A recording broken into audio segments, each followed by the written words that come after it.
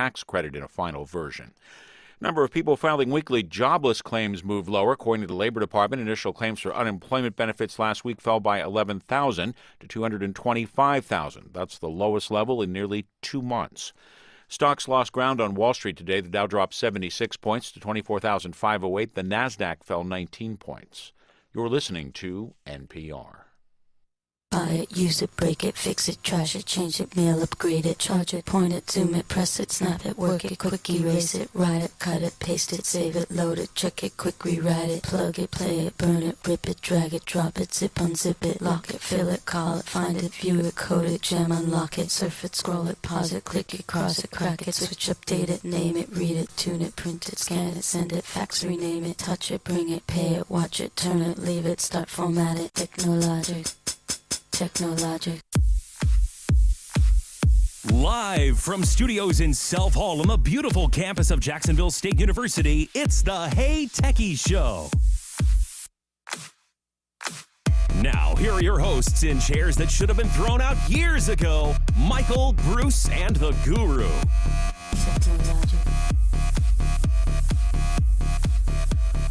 Welcome into the Hey Techies Show. We're missing somebody tonight. Yes, we're missing Michael. And he didn't make it tonight. I think he did it on purpose, considering what happened today. Oh, really? He just didn't want to hear it. He didn't want to hear our conversation about it, huh? That's what I'm thinking. So we've got a guest host in the studio we taking do. Michael's seat, and he has done this before. It's been a while. Once or twice. It's been quite some time. It has been quite a while, but yeah, we have Ted with us tonight in studio. So thank you so much for joining us. I'm trying to get some applause, some cheering here. So you got your fan base here with you. Right. like finally he's back.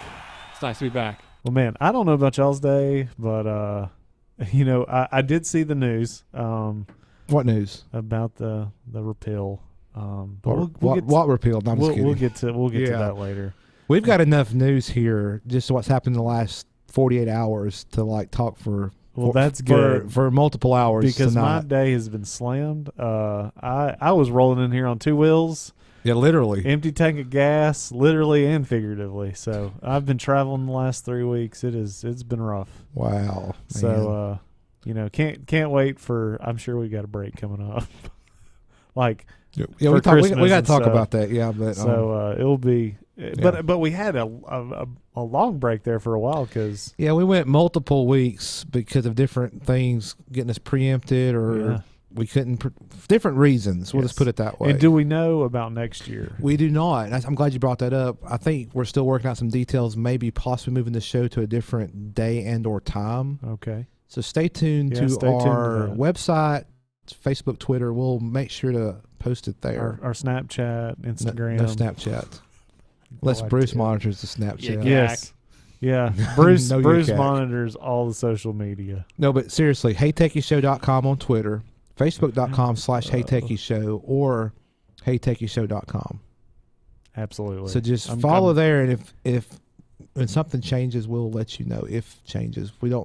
If nothing changes and we stay on our same time slot, we will basically January, February, we won't be on the air because of every Thursday night in January and February, the 7 p.m. Central time slot is basketball games. I believe it's all basketball. It's all Gamecock sports coverage. So if you just happen to not hear us on, well, you definitely won't hear us on Thursdays, whether we move it or not. But we're trying to work on something, see if we can be. I'm sure if we move, we'll have a new spot to put on the radio to let everybody know this is one. Absolutely. Time slots changing. Absolutely, yeah. We'll change it on the website, so all of our loyal fans will. Yes. And speaking of loyal fans, did we talk about Patreon and what they were doing? No, we did not. But I'm glad you brought that up. Yeah. So all of our Patreon donors, we don't have any. We don't have a Patreon. We don't have a Patreon. So for those who are not familiar with Patreon, and we covered them. It's been a few while. Years ago. I know when they first came out because I was like, who would do It's basically a system for content creators to make money. Basically. Without charging a fee. Right. Like a set fee. The person wanting to contribute can pick, I want to do like $1, a set amount. $1 a month. A set amount per month. Or a set just amount a one-time per. donation. or per like episode if it's like a YouTube channel or a podcast. You know, you can. There's different ways these content creators set it up, but basically you can give money, and the service is going to charge a fee, but it's kind of absorbed by the person receiving the money. They get, you know, like if you pay $1, they may get 70% of that dollar. I don't know what the fee. I'm making the number up. But, well, what they were changing is that if it wasn't a certain amount, the person wanting to donate was going to have to pay the fee. Right. They were going to shift the model to where instead of the content creator having to absorb that fee as part of a cost of using that platform, it was going to be you donate $1 per whatever. Yeah. They were going to do like, I think it was if it was any donation under like $10 or $15. Yeah, but basically whatever you gave, they were going to charge a fee to the person giving. So instead of giving like $5, it was $5 and something added. I don't know what that. It's like if I only wanted to give $5, I would have to give $5.89. Let's just make that. Yeah, or something like that. Which I mean, it's not much in the grand scheme of things. But it's like I just wanted to give $5, and now I'm just not going to give it all. Right, and that's what happened. Is people started. I've heard about this in the last day or so. I think Patreon's actually come out with a statement yesterday, but basically, I need to find that. Keep talking. Yeah, I was gonna say. Well, I was gonna say they came out today and said sorry. Yeah, hang on. I'm getting to it. We messed up. Yeah, because they posted on I think their blog. Let me see. I'm trying to get to it. Hang on, and I can't get to it. And that search here it was is. per each individual transaction. So if you subscribe to multiple Patreons for $1 a Correct. month, then each one would be at $1.37 instead of $1. Yes. Yes. And I personally am a patron, use Patreon for a podcast to listen to, and I set them out per episode that they produce. Yeah. But basically this is the statement that's come back after all this backlash. It's been a week or so since they announced this. Basically, we heard you loud and clear. We're not rolling out the changes to our payment system that we announced last week. We still have to fix the problems that those changes address, but we're going to fix them in a different way, and we're going to work with you to come up with the specifics, and it keeps going on from there. But basically, oops, we're going to try that again. Our bad. We just lost a bunch of money. Yeah. And what it was is a lot of these content creators lost patrons because they said, I'm done. Oh, yeah. I'm getting out. Or I'm not going to use the Patreon platform, and I'm going to give you money in a different way. You know, so. Well, other big news, it's going to take about 12 to 18 months to complete, but Disney's buying up everything. They're buying 21st Century Fox. Yeah, that came out today. Yeah. Was that this morning? Yeah, it was this morning. Okay. Yep. I think it broke on Fox Business. Oh, yeah, which they are part of what's getting acquired. Well, no, Fox Business is not. Or are they acquired. not? No. Okay. I've got an article here. Let me kind of go through this because I think me and because I Ted want to were say talking about- Mikey said some sports were not getting. I'm gonna go through I heard that some this were. article from firsttogetitwrong.com, CNN. I'm sorry, but I think Firsttogetitwrong.com. Disney is buying most of 21st Century Fox for $52.4 billion. Where do they have this money? I know it's because they just bought ESPN. I was wondering what that. It's coming from my laptop. Anyway, I was like, "What is that?" Somebody's phone's going off, but it was a video. Darn autoplay advertisements. I know. So basically, Disney is buying a huge chunk of 21st Century Fox in a deal that promises to reshape the media industry, according to this article. So the sale, they're going to acquire 21st Century Fox movie studio properties, those assets. So the movie studio, 21st Century Fox, some regional sports networks, but also they're going to acquire the FX channel and National Geographic channel. So both of those are going to be acquired by Disney, and Disney will also get Fox's stakes in Hulu and European pay TV provider Sky. And I think that's the Hulu is the big news here. I think so. For us, Hulu's the big news. I think for the European, Sky is the big news for them. Yeah. And this article goes on to say that now, and I'm not sure if Disney already had a stake in Hulu, but basically they'll have a majority share in Hulu after this is over. I say in 6 to 8 months, we'll see some big changes in the way Hulu or what's advertised on Hulu. Well, and see, that's what I'm wondering too. If this is going to take 12 to 18 months to complete. Well, that's a good point. 6 to 8 months from the time that's completed, I guess. Yeah, it's got to go through regulatory approval and different steps before. It's just not like it's going to start tomorrow. But what's not being acquired by Disney with this is 21st Century Fox will separate the Fox Broadcasting Network, Fox News Channel, Fox Business Network, and some national sports networks into a new company that will be spun off to its shareholders. And just called Fox, right? Or News Corp, because part of this used to be called part of these, like the Fox News Channel and stuff, used to be part of News Corporation, and it rolled into 21st Century Fox several years ago. They kind of made one conglomerate, and now basically Disney bought part of that conglomerate, so it'll be called something. Yeah, I'm kind of curious. Basically, Disney bought the entertainment assets of 21st Century Fox. I think, and was it you or Mikey that said that this morning? Because I was like, it's kind of easier to just say, what did they not buy? Yeah, and basically the non-entertainment Fox Broadcasting, you can kind of sort of, but they're more of a reseller aggregator of content. The Fox Broadcasting Network, you think of the shows on your local Fox station. Yeah, but that's not part of this deal. So, but Disney owns ABC, which is one of. And maybe they're not buying the Fox Broadcast Network because they would probably have regulatory issues trying to own both of those.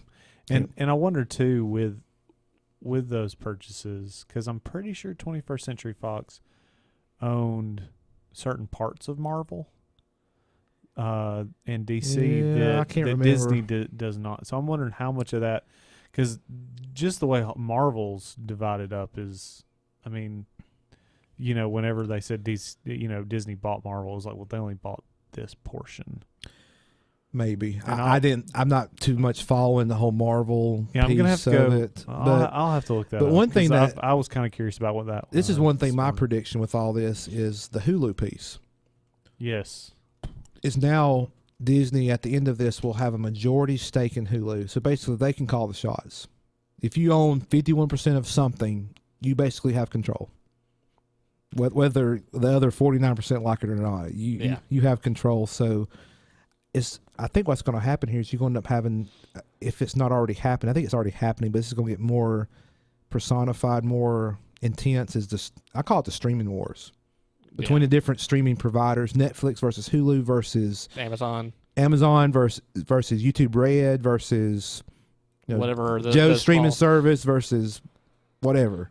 Well, I'm just wondering, is Disney, are we going to see Disney make, especially with today's news, are we going to see them cut a deal with big ISPs, or are they going to try and pick up an ISP, or at least a long haul? Yes. At least a long haul ISP. Yeah, this tied with the net neutrality changes. Yeah.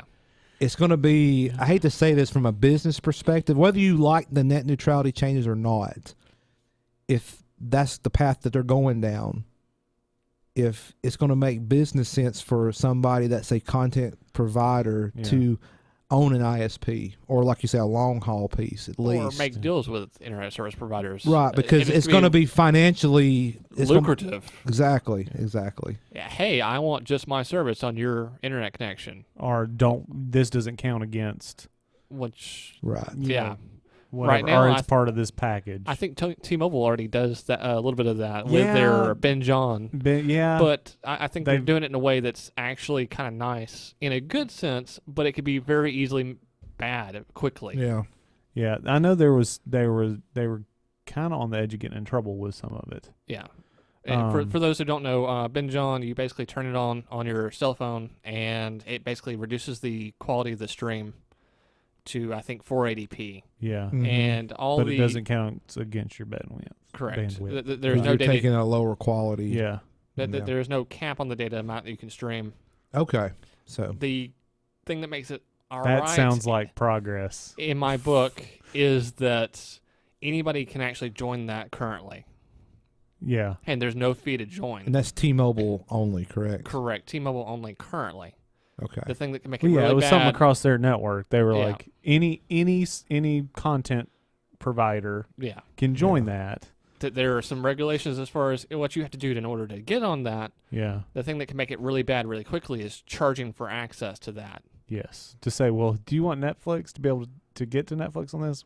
Well, you've got to pay a little extra. Well, and Netflix, what kills me is Netflix is already paying extra on the other side. Like that. The difference is it can move the cost over the consumer versus the. Well, I mean, it all eventually comes back to the consumer, right? But I mean, Netflix was specifically paying Comcast to not rate limit them out of these data centers. Yeah. And they are today and for the past, I think, year and a half have been paying that, when really they shouldn't. Like, somebody should have stepped in. But now it doesn't matter. The world's coming to an end. No, it's not. Goodbye, Internet as we knew it. Well, folks, stay tuned. We're going to have more when we come back. Hey, Techie Show. We're just getting started. Plenty more Hey Techies Show for your listening pleasure.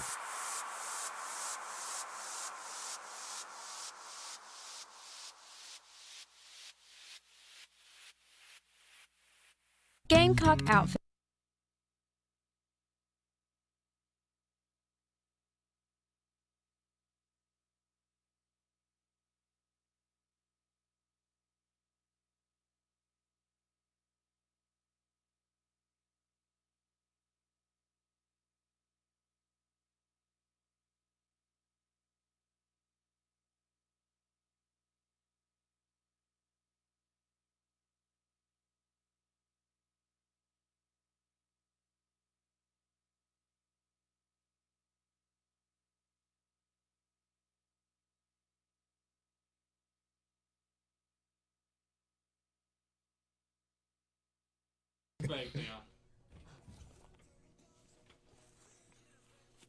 Welcome back to the Hey Techies Show. Some Reliant K, man. That's right. Every year you got to put some in there. Exactly. I did this just for you, Bruce. Just for you. I appreciate it. So speaking of the song, The 12 Days of Christmas, I've got something here I want to talk about real briefly, then we'll get back to talking about net neutrality. I think that's important, but I want to start with this. So apparently there's the PNC Financial Services Group. They have something called the Christmas Price Index, and they've been doing this for multiple years. I'm not sure how long, but they have released their 2017 CPI, as they call it. And basically this Christmas Price Index looks at the items that are in the 12 Days of Christmas songs. Yep. So that'd be the Partridge in a Pear Tree, 2 Turtle Doves, 3 French Hens, 4 Calling Birds, 5 Gold Rings, 6 Geese a Laying, 7 Swans a Swimming. You know the song. Yes. 8 Maids a Milking, blah, blah, blah, blah, blah. So the Christmas Price Index for this year is $34,558.65, up 0.6% from last year. And the cost, they said, of this year's CPI rose ever so slightly, driven by the cost increases for the pear tree, the increased demand for golden rings, and wage increases for the Lords of Leaping. So basically, if you buy each, a partridge in the pear tree, 2 turtle doves, each thing, the number and the quantity, that's what you get, the $34,000. But don't you have to buy that like 12 times? Yes. So if you actually buy everything in the song, the number of times it's in the song, like the first day of Christmas, and on the second day you get repetition as you go along, the total cost from the song is $157,558, up 0.7% from last year. This represents the cumulative cost of all the gifts when you count each repetition in the song, which is a total of 364 gifts. And we'll put this link in the show notes. I thought this was interesting. The Christmas Price Index. The Christmas brought to you by Reliant K. Not really. Yeah, brought to you by Reliant K. But I had to make sure I brought this in right after this song. Reliant K. I better stop that song too. We're gonna keep on running this playlist through. Anyway, so there you go.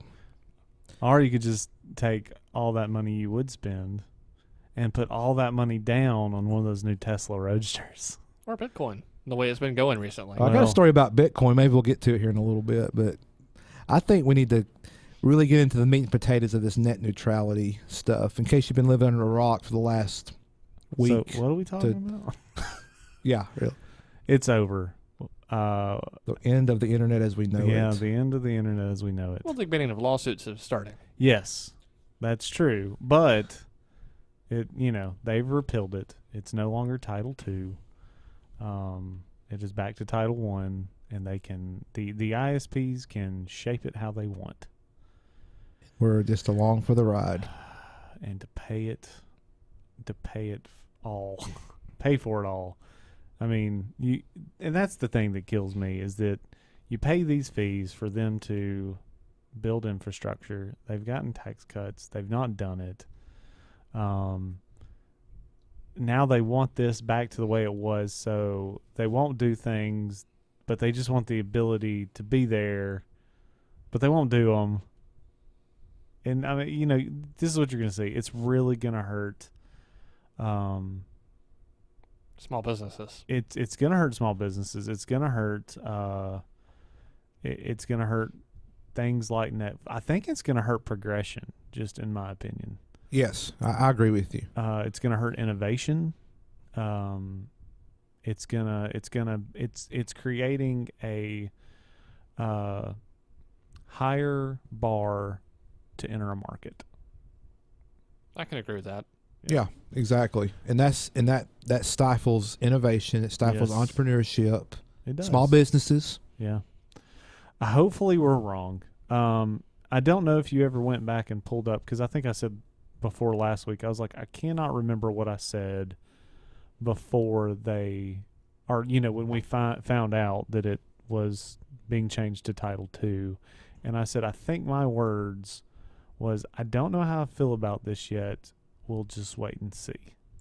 We need to find that. Michael, I know you're listening while you're editing this show. Please go find that, and we can talk about that, or insert it right here. I'll pause in the recording so you can put it right here. Yeah, I mean, it'll be a web special. But I would like to know what I thought about that, and to know, of course, I was right.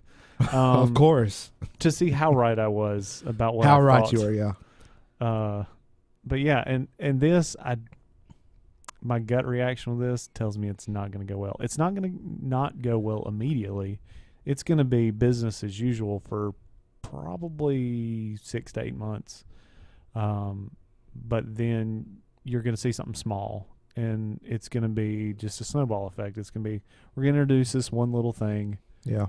We're going to charge for this one little service, we're going to introduce this new package, and they'll put some spin on it to think, oh, well, this is great. This is the new norm. And then we're going to end up with a disaster. And me and Ted were talking about this before you got here, Bruce. If, let's just say, it's going through court repeals and all that, so it's not a done deal. They've voted, but provided the courts don't overturn that vote, and this does happen, and net neutrality goes away. Is there ever a chance where if somebody wakes up one morning and says, "Oh crap, we made a mistake"? Have we reached this point of no return where they couldn't bring it? There's no way we could get back to this point. Net neutrality. That's my fear. Yeah. You know what I'm saying? So I'm looking. Because it's a lot easier to stop something before it happens. Yeah. Rather than repeal it after it's. Right. And after you went down that path trying to get back to where you were. Yeah. Anything you do. If you're building a house and you start going down a certain path, building a certain way, and then you realize, oh, I don't want it that way. You put the plumbing all in the wrong spots. Right. Exactly. Now you have to rip out all the old plumbing before you can put the new plumbing in. And to do that, I have to rip out these floors and these walls, and but you're trying to live in the house at the same time. Yeah. With the water on, you can't get the water off, or cut the power off, but you got to move the wire in. I'm just kind of out here speculating at this point. I know one of the things. It's kind of scary to think about that, really. I know back when Wheeler was proposing a lot of this, they were talking about creating fast lanes and slow lanes, and there was a lot of pushback.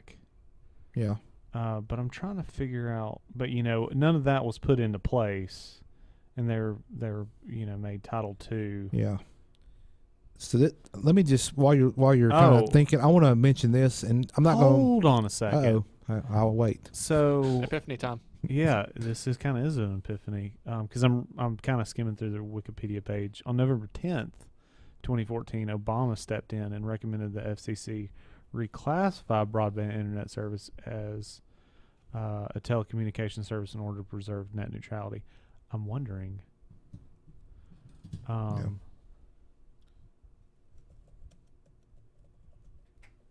And of course too, Trump tweeted back then that this was an attack against conservative media, and as we've seen, it's not affected conservative media at all. No, it being Title II. I'm wondering if maybe that's what this is. again, back then when Wheeler was doing this, it was a different set of things. Yeah. And I remember us saying, like, this isn't a good idea. What was being proposed here. But the whole Title II thing, I was like, I don't know what this means yet. We'll just have to kind of wait and see. Yeah. I was like, I think this could be a good thing. We'll see. Yeah. But with this, I'm wondering, my epiphany is maybe this is the same thing. Maybe they did all this so Obama could step in and say, how about this, which is really what we wanted all along, and this create this big stink, and then somebody's either going to propose some law, or Trump's going to step in and say, well, what about this? And it's going to be, well, that's not as bad as all this. Yeah, we'll go with it. And that's really what they wanted all along. It's politics, and that just drives me nuts. Yeah. And this is all politically motivated at this point, I think, because politically and financially motivated. But you think about it, because this is something that the previous administration did, and the current administration, whether you approve of them or not, they're going there. Well, we're going to change everything because we can. Yeah. Just because you can doesn't mean Obama stamp on it. We're stamping over it. Right, and just because you can don't mean you should. Yeah. And don't get me wrong, I am not defending Obama at all. As far as what he did to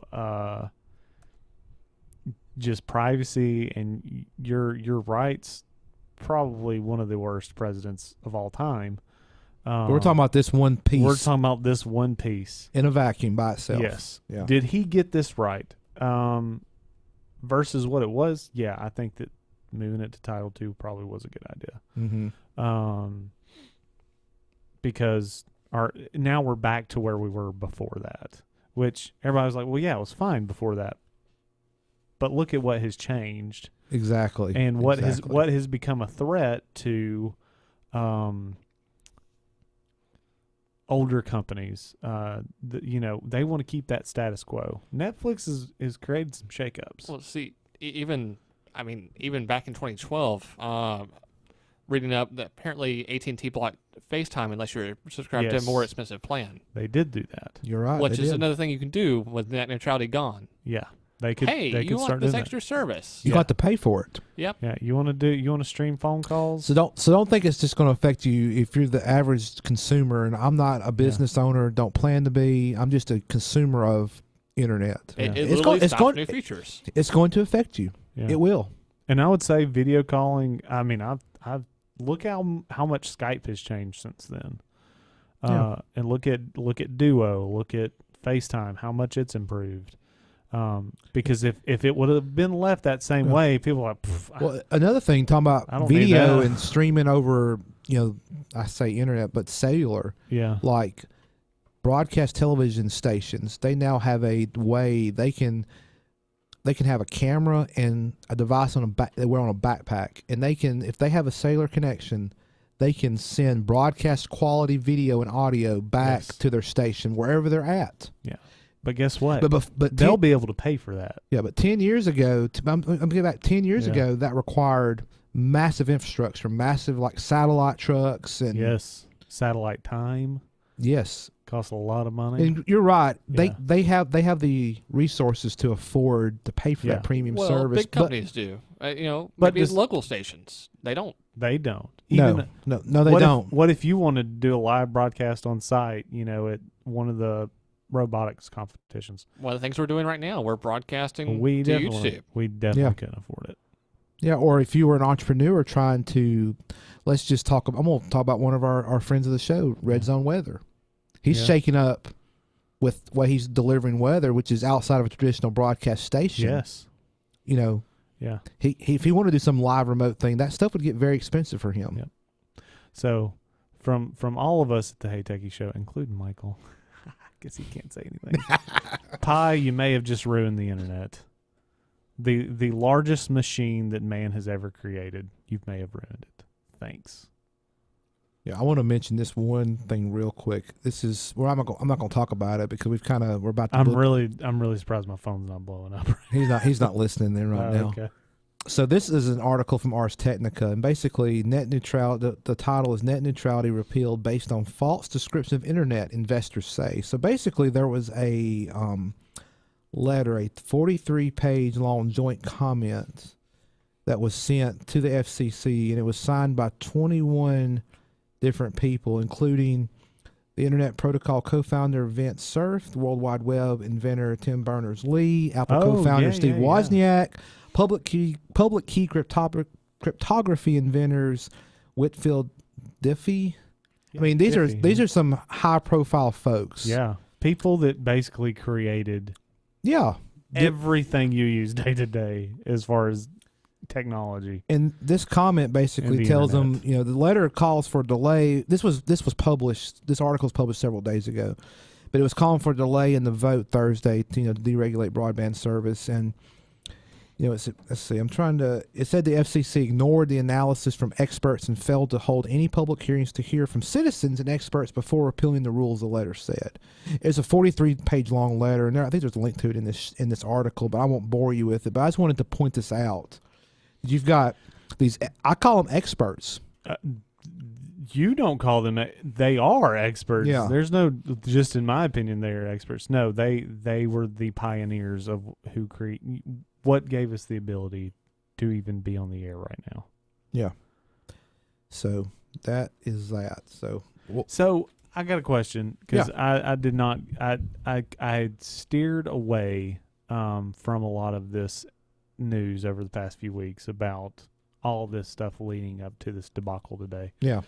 I saw where apparently at some conference or some speech that Pi was giving that basically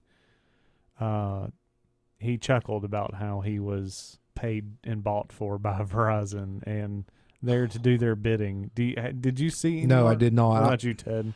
I read about it. I didn't actually watch the video. Okay. I was just curious of the context. Do you think it was... I don't know. I couldn't tell you. Well, I'll be fair. I'm not going to spread that is true or any of that because I don't know enough to say that. And I'm not going to be the person that just reads the headline. But it made me curious, but I was like, I don't want to be angry. I'm just going to ignore it. You're angry enough, right? Yes, I was hoping one of you had. I have not. I'm sorry. I've done a poor job of preparing for this week's show. Well, again, it's one of those, just about every story or headline that you look at was about the FCC and net neutrality, and I was like, I'm not going there. It's depressing. I'm done. It's depressing. I've done what I can do. I have written my congressman. Has not replied. Are you shocked? No, I'm not. Honestly, that's why I never vote for him. And this gives me more reason not to. I made my concern clear, and I was ignored. Man, oh man, oh man. Where have we gotten to? Only thing I can say is maybe benefit of the doubt, he didn't get a chance to read it. Possibly. That is possible. But so if you try to change subjects, yes, let's get us off this. Talk about depressing. So Bitcoin. Have you been following how much volatility? I guess would be a good way to call it. The value of Bitcoin. I want to say it's gone up. At one point, did it not go above 20, and then it dropped down to 15? Now it's back up to 17,000. It's done some wild swings recently.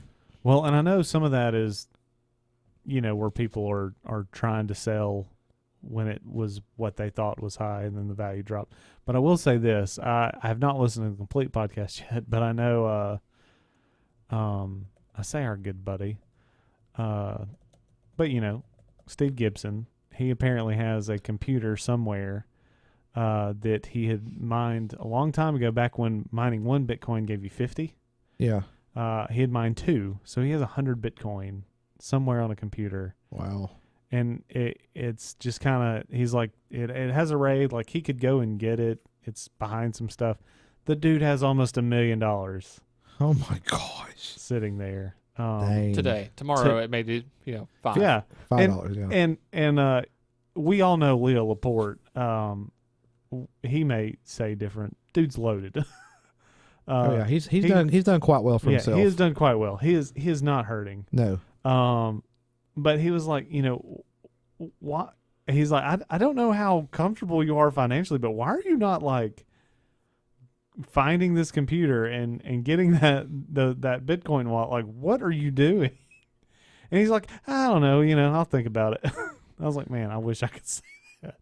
Yeah, if I had that, I'd be scurrying. I had to stop everything. The only thing that would stop me from doing it is like I had to be on fire literally to not be able to go. And I mean, that's a lot of money.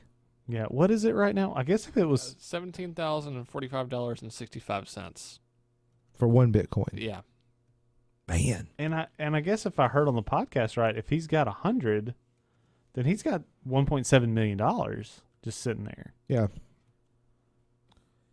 So I found this article. That's nuts. I guess if you could you imagine the taxes? If you so it's not tax. Well, yes, it is. It is, but it isn't. In its Bitcoin state, it's not. No, not in the Bitcoin state. As but soon once as you trade it in, yes. Yes. Yeah. But you know, if he were to do that, and then I'm sure there is some exchange fee or transfer. Yeah.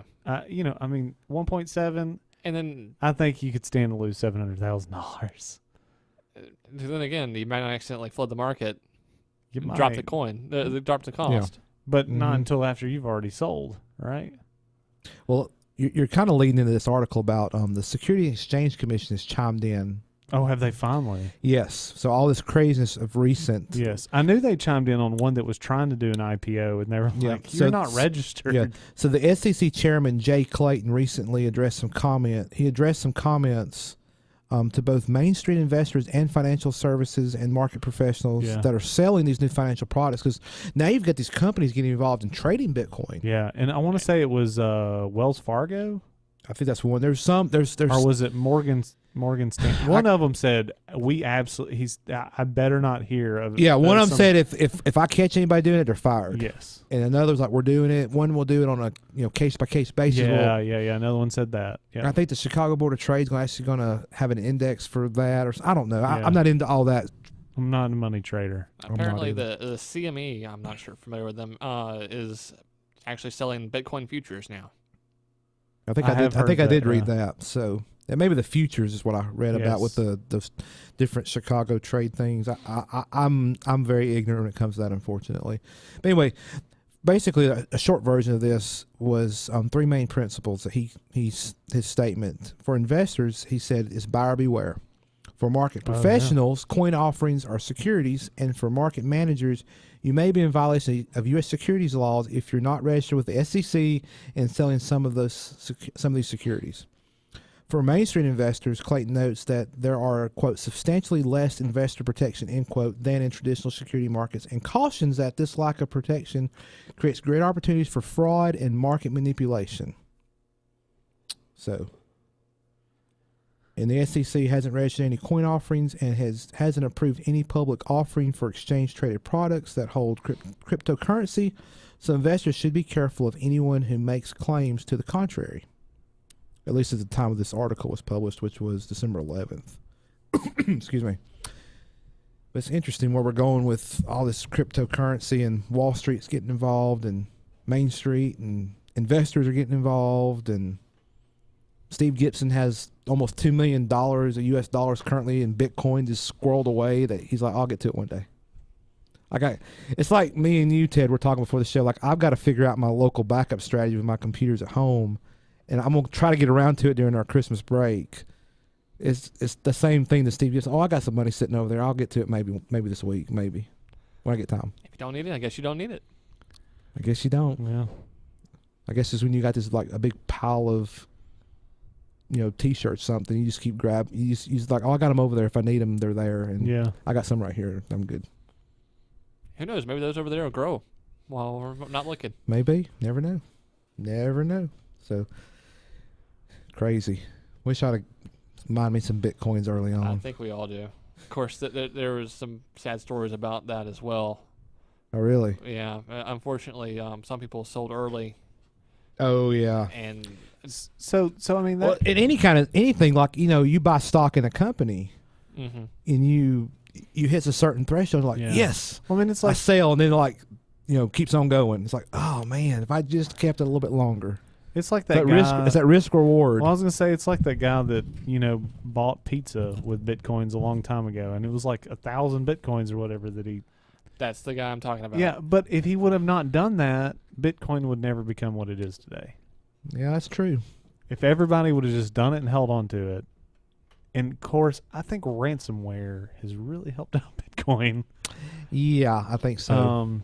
And some of them are starting to ask them in different cryptocurrencies. So whatever, really, it would be interesting to see if they swap to something different. Will you see that market rise? Yeah. Because I know there's companies that they have a certain amount of cash in. Well, I'll say they have a certain amount of cash. They have a certain amount of bitcoins. Yes. Just in case. Which, with ransomware, why don't you just have everything backed up? Exactly. And we've made. They don't listen to Hey Techies. Yeah. We've told people that's how you protect yourself from ransomware. Just have a backup. And I know with some that's not plugged into your machine. Yeah. Have it physically away. Yeah. And sometimes it may be cheaper to just pay for the pay to get it unlocked than it would be to restore and lose that time. There's that cost benefit analysis. Time is money. But by paying that, you're incentivizing them to make them exactly more. Yes, exactly. You would do the world a better favor by just whatever it cost you to do that restoration, do it. Don't pay it. Man, it's almost our dose. Still got 15 minutes on this hour, so don't go anywhere, folks. We will be back in about 60 seconds. More Hey Techie Show coming up. Don't go anywhere. There's more in the queue lined up just for you.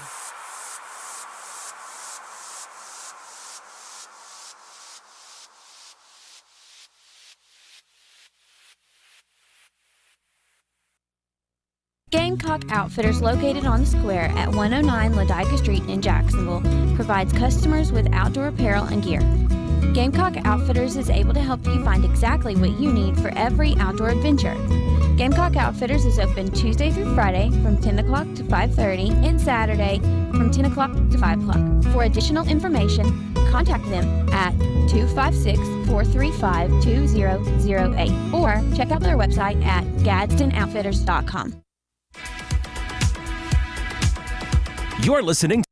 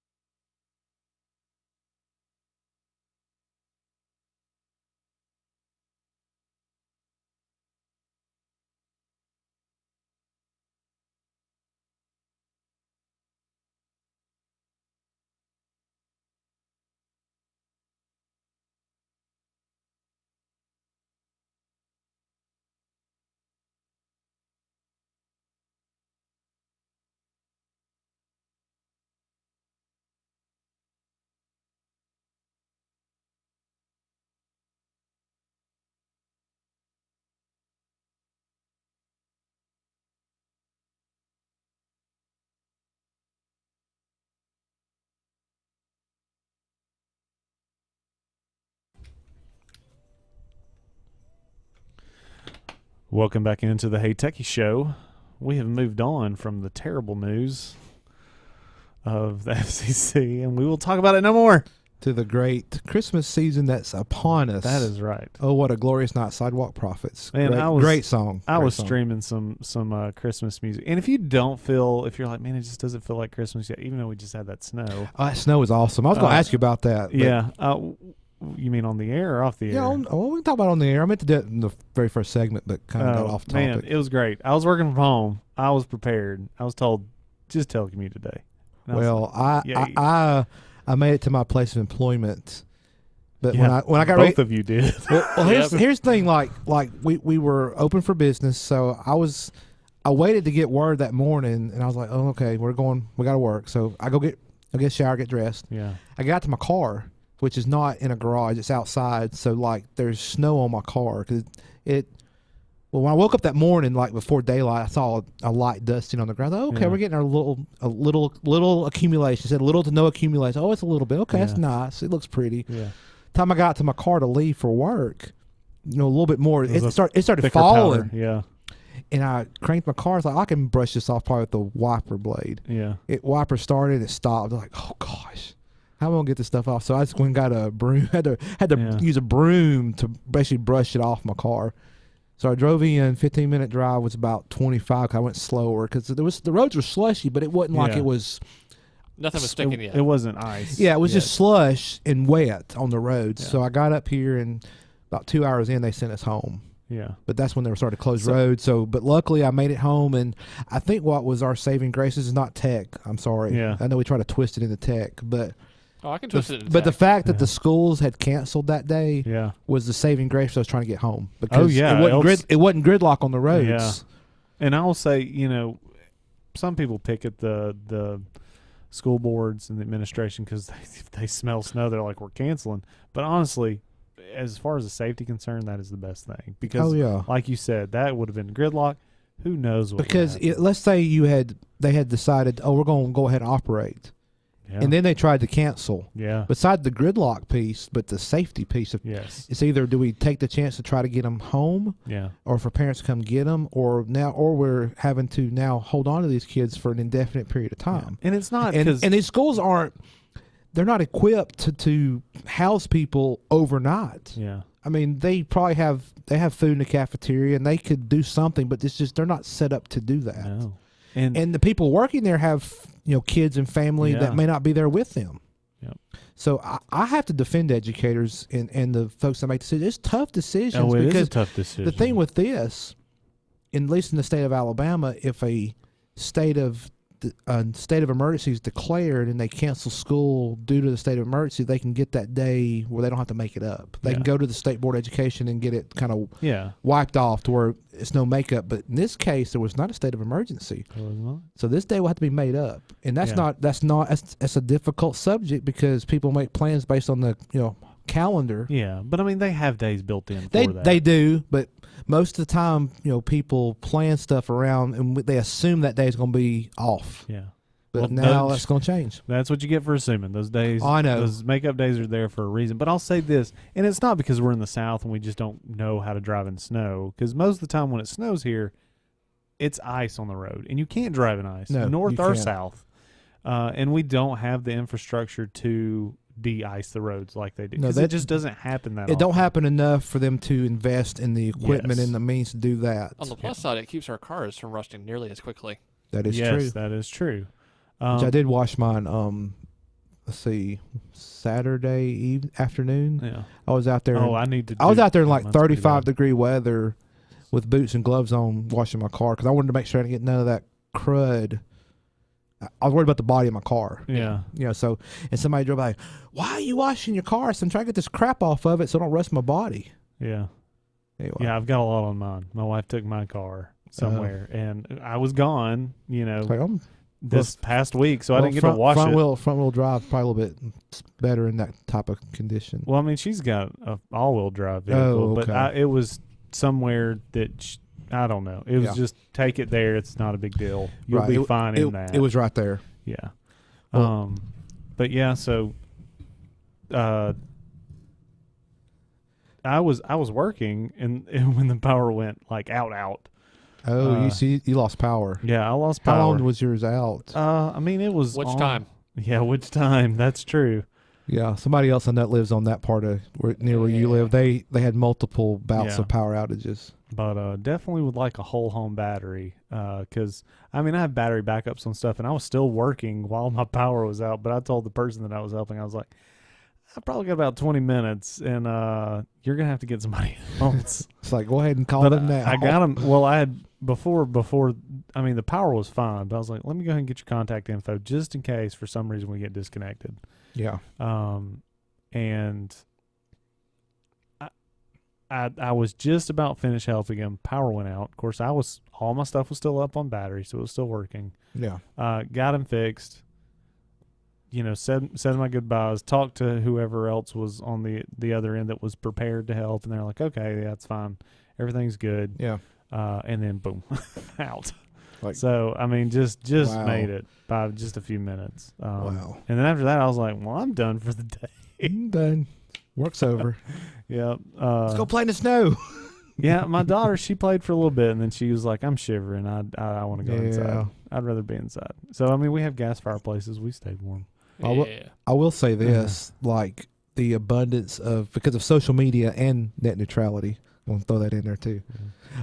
People sending the snow pictures into like the local broadcast media stations, whichever one you watch. And one of them in particular, I kept on because I was watching them at home once I got back home. They're like, please make sure you turn your camera's landscape. And that's not upright. They were making sure to tell people, like, turn it sideways. Yeah. Because we can't use your picture on the air if you do it up, because it leaves these huge black bars. Yeah. Yeah. It's not made for that. Because most people, they take a picture, they pull their phone in portrait mode, which is the normal way you hold it. Yeah. Look at my snow picture. And it looks great on the phone. Oh, it does look great, but when you're a widescreen television, it's like these huge black bars. Well, we probably got about 10 inches at my house. Close to a foot. I got nearly 8. It was right close to 8 inches. Probably within, I would say 8, round up to 8. Did you measure your house? No, I didn't measure it all. Oh, come on. I got home and I was too busy trying to figure out how to eat. No, I got home and I had no power. So I also realized that everything is electric. So I spent the day trying to figure out how to get a generator. Yeah. You could have went to Bruce's house. I could have. Yeah. He actually offered. Yeah. Okay. I was being stubborn. But I really wanted internet. I actually had to go. I need internet now. Come to my house and use the internet. But he actually went with me to go get a rental car. Okay. Because I had to. Shh, they don't know that. Yeah. Well, I'm not gonna say where, but they were still open. They were like, we can't come get you. Like, we're not doing the pickup service. If you make it here, we'll rent you a car. Yeah. And I was like, well, do you have any cars right now? Well, no, not right now. They're like, but we got some drop-off scheduled. I don't know if they'll be here. They're not coming.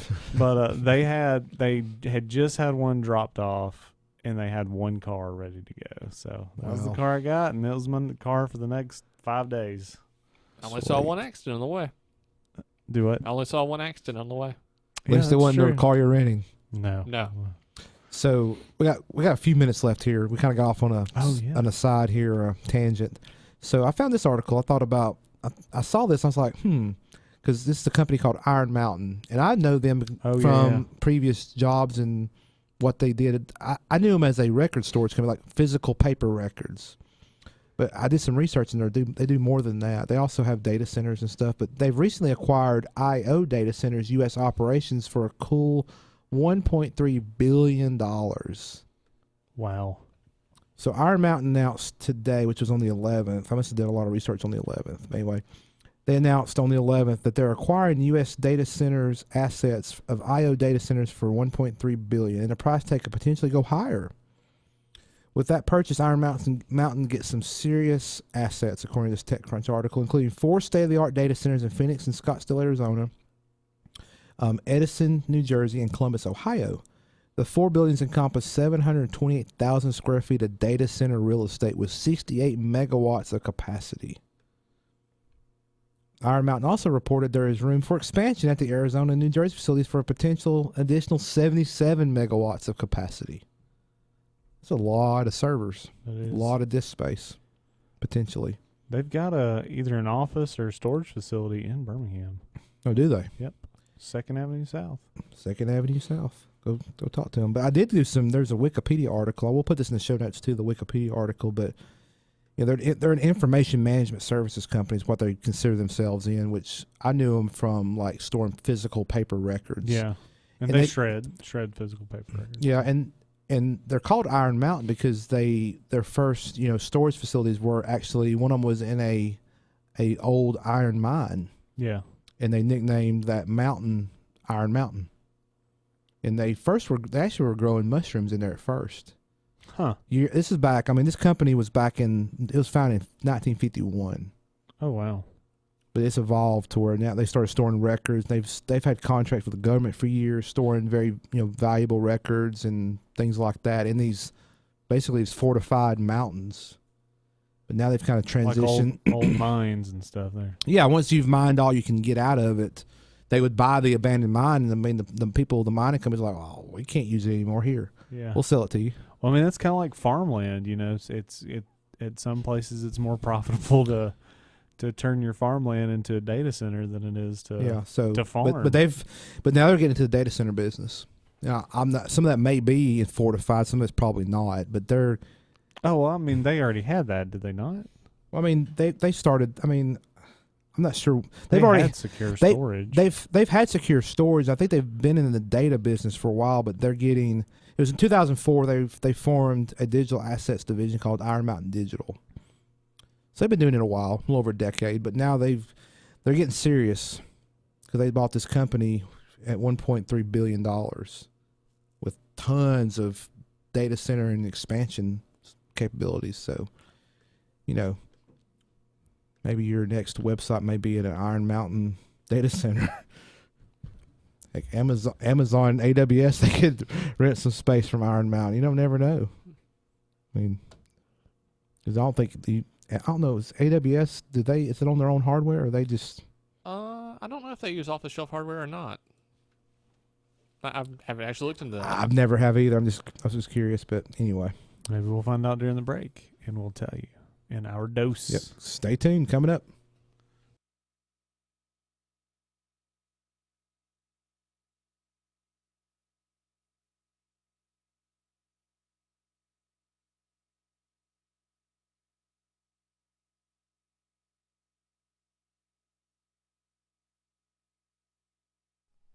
Live from NPR News in Washington, I'm Jack Speer.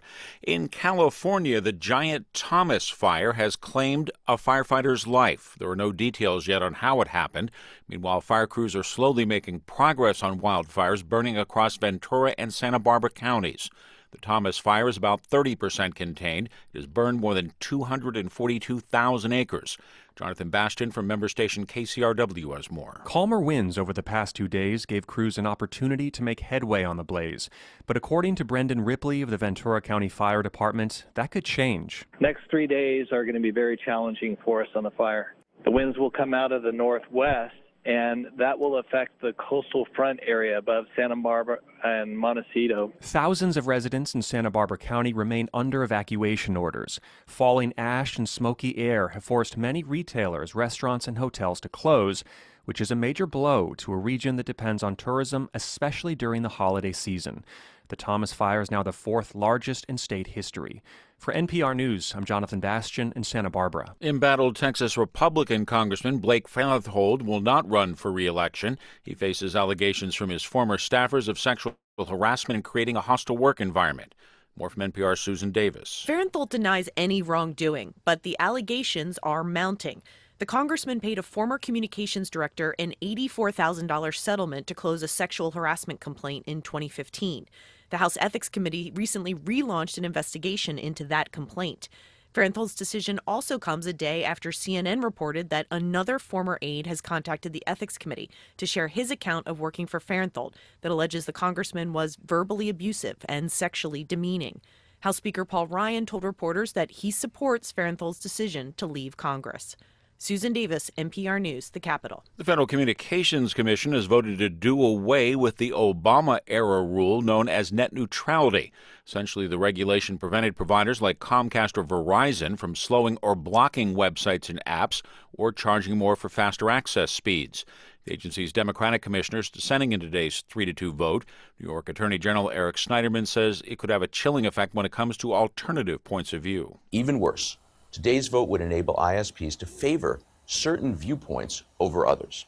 Even if they promise not to do any of these things today, there will be no rule against them changing those promises down the road. NPR's legal counsel on behalf of Public Radio had filed comments with the FCC opposing the change.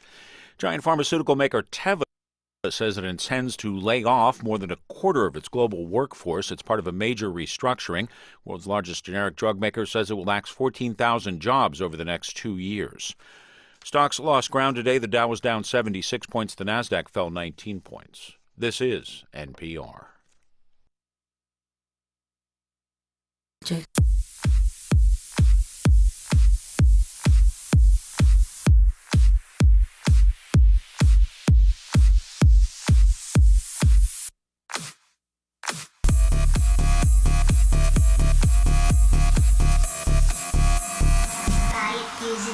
Fix it, crash it, change it, mail, upgrade it, charge it, point it, zoom it, press it, snap it, work it, quick erase it, write it, cut it, paste it, save it, load it, check it, quick rewrite it, plug it, play it, burn it, rip it, drag it, drop it, zip and zip it, lock it, fill it, call it, find it, view it, code it, check and lock it, surf it, scroll it, pose it, click it, cross it, crack it, switch, update it, name it, read it. Well, welcome back into Hey Techie Show Hour.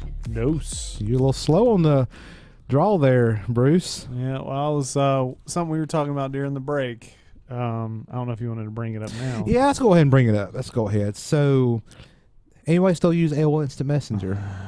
It's been many, many, many years. Well, I just tried to log in with my credentials, but obviously I don't remember them. Well, that stinks you don't, because I'm definitely logged in. I'll try again here in a little bit, but let me find that article. But it's 20 years old, man, and today is its last Yep, day. today is it. So if you want to get a little more nostalgia in, you better do it today, because they're cutting it off tomorrow on the 15th of December. So there's an article here, but basically that's the news. So like Bruce said, it's a 20-year-old thing.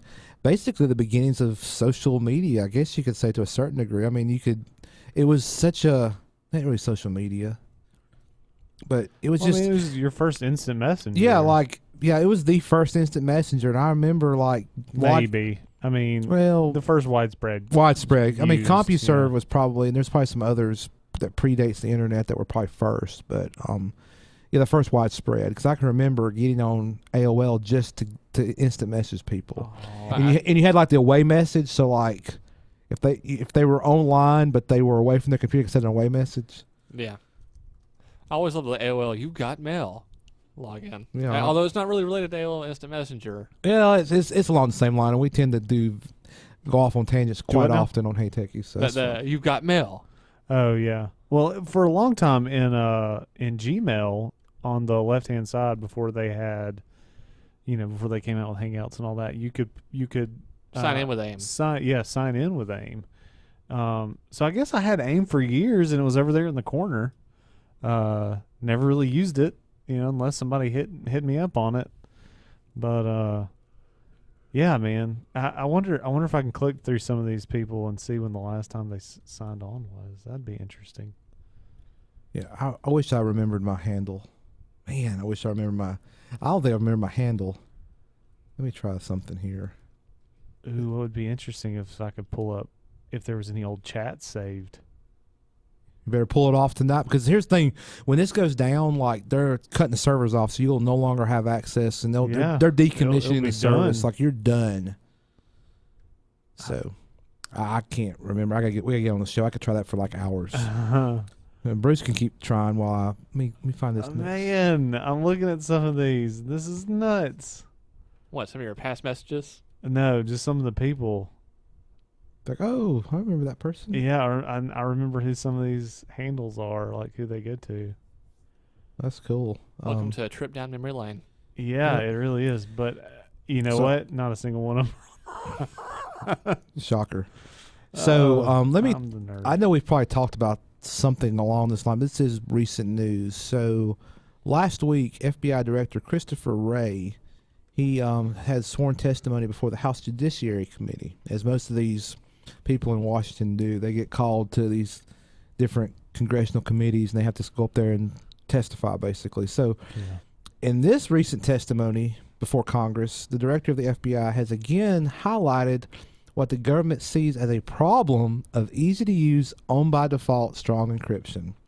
You mean the solution?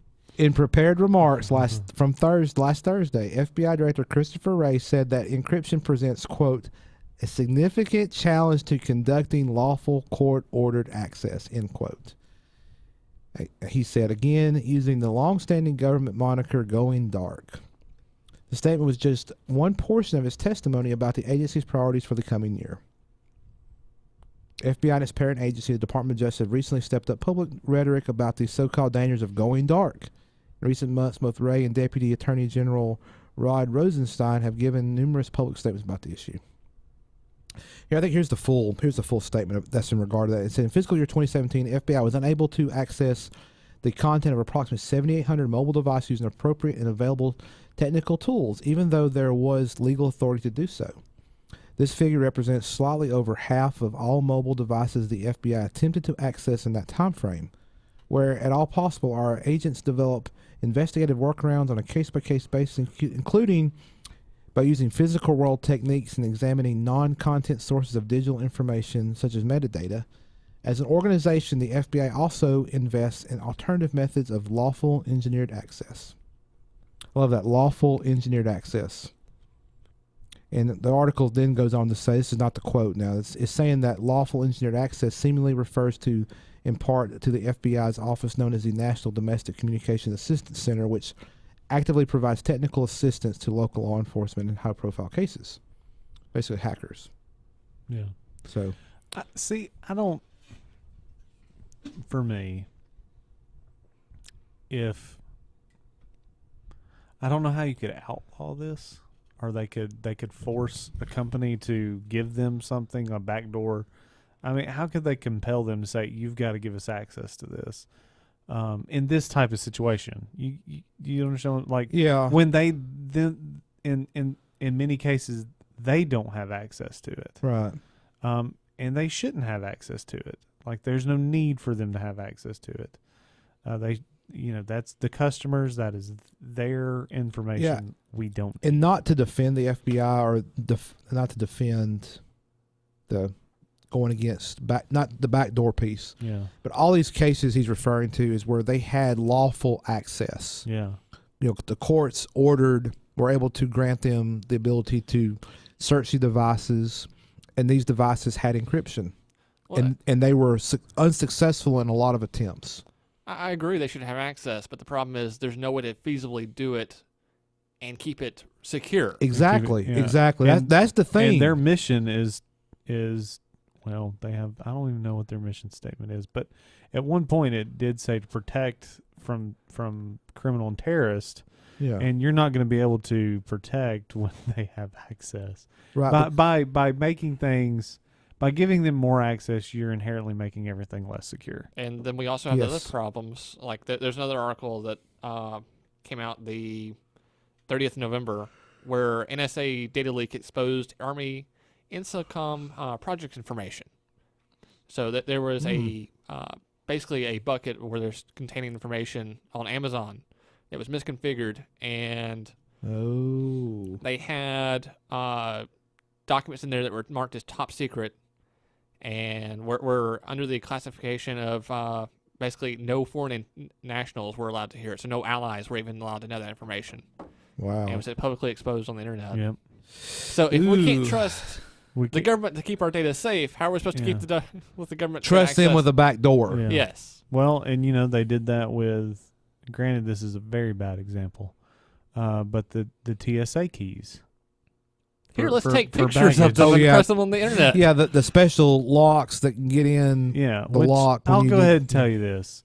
I guarantee you, I can get into your standard suitcase with no matter what lock you put on it.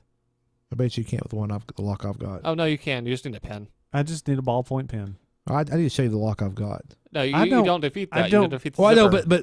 but the way my lock locks around the handle, it's no, like you defeat the zipper. Yeah, you defeat the zipper. Well, never mind. Go ahead. Yeah. So that's my point. Is like, that's why I'm saying that's a bad example. Yeah. But the zipper's the problem. Well, now you've got. I've seen some luggage now. The lock's built into the.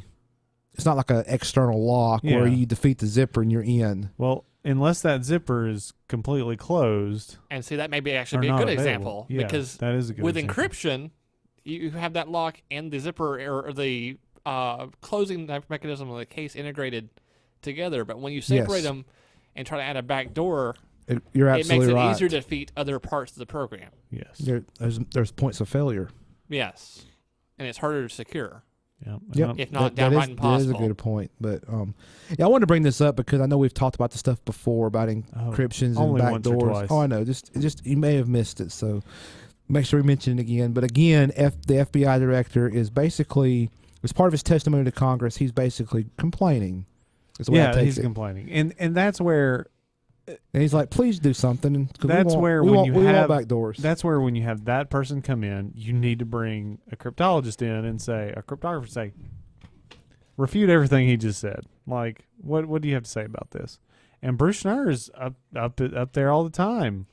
Bring him in, let him talk. The problem is the opposite party will eventually wear them down once. Maybe. Just sick Trey Gowdy on him.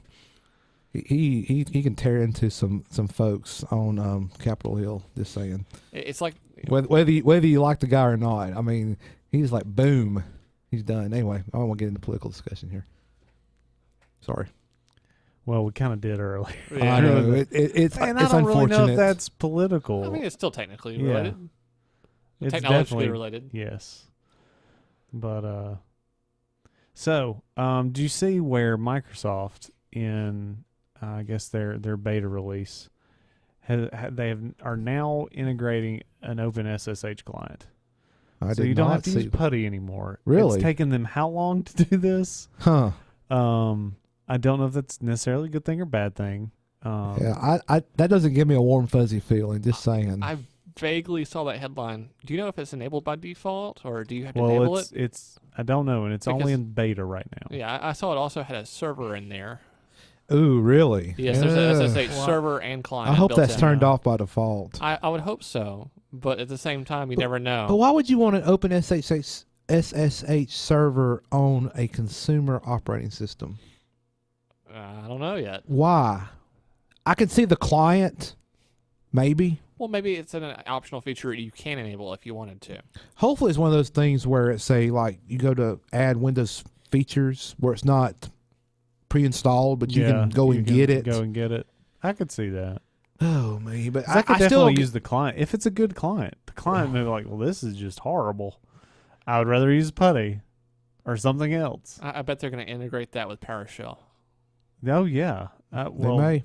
I don't see why they wouldn't. Which I don't use PowerShell in my day-to-day work because I'm not really a Microsoft developer. But for those that need that, I could see that being a big gain. But I mean, if they did that and could even do SCP with it, I could see how it'd be beneficial. Yeah, to some. Yeah, a very small subset of users. Yeah, but I mean, I still don't get a warm fuzzy feeling about it. Some of the users that are moving away from their systems, even though they maintain their systems, I don't know that's going to bring those people back. Yeah, I don't think it will. I think there are other reasons why those people left. Yeah. Yeah. So, here's another one. But this is okay. We're good. Did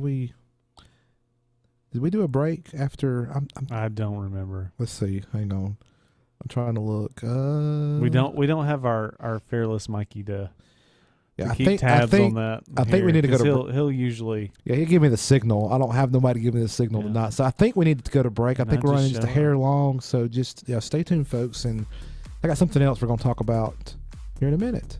I'm kind of curious. And I mean just a minute. Like this break is like 60 seconds. So if you need to go do anything, go quickly. Hey, Techies Show. We'll be right back. No representation is made that the opinions of hosts here are better than those of the average tech show, but we think so.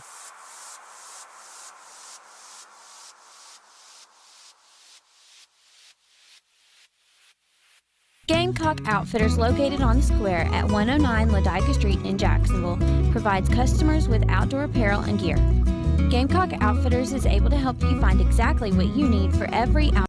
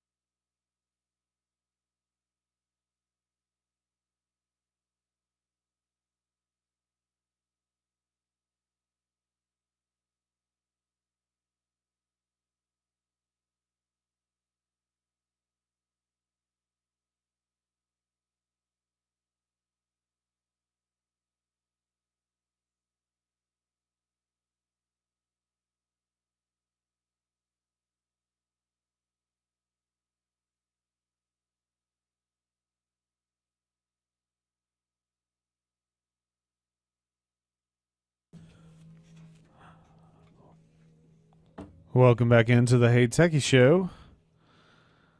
So we sit here and do our Christmas shopping. Yeah, we're like, how many days till Christmas? Today's the 14th, so like 10 shopping days left. I've still got stuff I got to buy. I do too. I've got just a few more things, but I'm late getting my stuff done. Usually I'm done by now. So I'll make a confession. This year I'm letting my wife take care of all of it. So like my friends may not be included into that, what she is getting. I have no idea. And I thought about that today because we kind of agreed anyway too. Like, let's just get stuff just for the kids, not our kids necessarily, but just the kids in general. Yeah, that's what our family does. Yeah. We've decided several years ago, let's just buy for the kids. Yeah, because I was like, I really don't need anything. Yeah, and I'm the same way. I mean, I like getting stuff, but I'd rather spend my money on the youngins and let them enjoy Christmas and shower them with gifts. Anyway, so this may be important, talking about Christmas shopping as you're making last-minute purchases. So this was actually brought up at lunch today by somebody that I was having lunch with at work. Said, do you know about this? I was like, oh, no, I didn't. I'll have to mention on the show. So Google is pulling YouTube off the Fire TV and Echo Show as a feud with Amazon grows. Yes. Well, they've already pulled it. Yeah, apparently this was 3 months ago. I didn't realize this, but 3 months ago, YouTube pulled its programming from Amazon's Echo Show device. The first skirmish, this is an article from The Verge. At first skirmish, what appears to be an ongoing war. Shortly after Amazon stopped selling the Nest E thermostat, Nest Camera IQ, and the Nest Secure Alarm System. 2 weeks ago, Amazon got YouTube back on the Echo Shows by simply directing users to the web version. And in a statement this afternoon, a YouTube spokesperson, this was on the 5th, this last week, but anyway, in a statement recently, a YouTube spokesperson announced that the company was withdrawing support for its service on both the Echo Show and, more importantly, Amazon's Fire TV. And you were talking about the streaming wars. This is the streaming war. Exactly. So here's the statement. We've been trying to reach an agreement with Amazon to give consumers access to each other's products and services, but Amazon doesn't carry Google's products like Chromecast and Google Home. Doesn't make Prime Video available for Google Cast users, and last month stopped selling some of Nest's latest products, giving the lack of reciprocity. I guess that's how you say that. Reciprocity. I'm sorry. I'm just not. They're not reciprocating what we're doing. Yeah, we are no longer supporting YouTube on Echo Show and Fire TV. We hope we can reach an agreement to resolve these issues soon. End quote. It seems like they're throwing their weight around. They are. And like you said, this streaming wars, they're here, folks. It's like the consumers that suffer. Exactly. And I know we were talking about this at lunch, and somebody else at the table was like, yeah, well, I like the Roku products better. But who's to keep them from pulling it from that? If they get in some sort of scuffle with Roku. I don't know where I would buy my Rokus from. I mean, I prefer the Rokus. Well, you still got Walmart. Yeah, that's true. I could drive down the road and get one. Yeah. Wow. I have to walk into a brick and mortar store. That's go to the shelf and actually pick something off the shelf and take it to the cash register. That's insanity. Well, they got that self-checkout. They do have self-checkout. Yes, they do. Assuming it's working. That's true. Assuming it's working, and if the only one that's open is a credit card only, but you only have cash. And Who carries cash nowadays? There's certain ones there's certain of those self-checkouts that don't take cash. Yeah, I don't really run into issues there. Well, I don't either because I usually use a card. So never mind. I was going to get on a rant about Walmart Pay, but I'm not going to go there. Anyway, go ahead. What were you saying, Bruce? What in the world? No, y'all keep talking. Oh, so Walmart Pay. No. Well, we go into the credit card payments and only accept go in signatureless if you want to. Yeah. Let's this because that's kind of I may talk about ran on Walmart Pay. Then where was that article? It's towards the bottom. Okay. It's a little behind the scenes making the sausage, folks. Apologize. I picked some stuff from areas that we shouldn't be in. My bad. That's okay. You're fine. I mean, it's kind of down there, but it's kind of random. So we're getting toward the end of the show.